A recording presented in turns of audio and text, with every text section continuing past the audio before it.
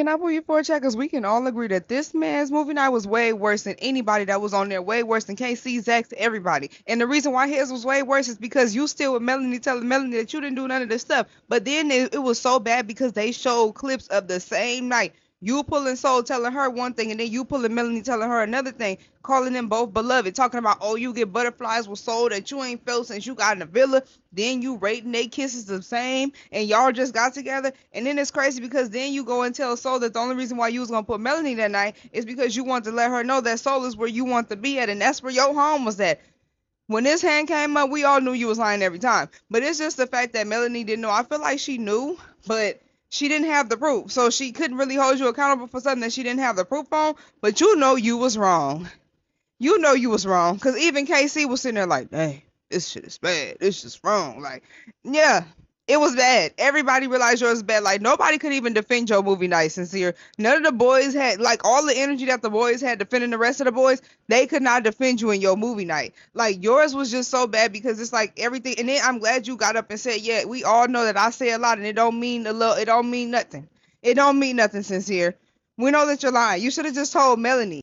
Production knew exactly what they was doing, and they definitely understood the assignment. They listened to every DM, every all of that, because we said put him out there, clock his T, and y'all clocked his T, baby. Y'all did him in, and I loved every minute of it. Because one thing you're not gonna do is do too much on my girls and be lying, and you still tried to come in the villa, try to make it seem like you still good. Because I feel like since I would have respected you even more if you would have came back from college and been like, you know what, Mel, before we get back locked in, let me just tell you everything from the whole experience. So you don't think that you crazy. And I'm so glad the girl was telling her, girl, you're not crazy. You're not crazy. You're not crazy because you're not.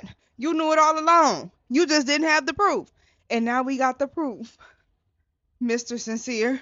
So you can do this hand all day. It don't mean nothing to us, boo, because we seen you. So that's what we did when we seen you contradicting yourself, when we seen you lying and trying to make it seem like you was the victim.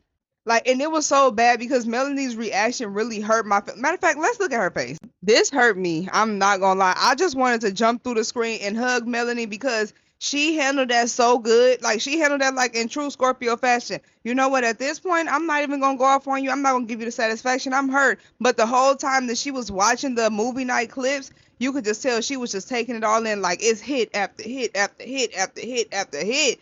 Like, it was bad. I'm not gonna lie, it was very bad. We all knew it, but it was some stuff that I forgot that he even said and did on the same night. And it was just like she just took it and she was like, I have nothing to say. Can we just go to the next clip? And it broke my heart even more when like that one single tear came down and then she was like, I'm shaking. Can you hold my hand?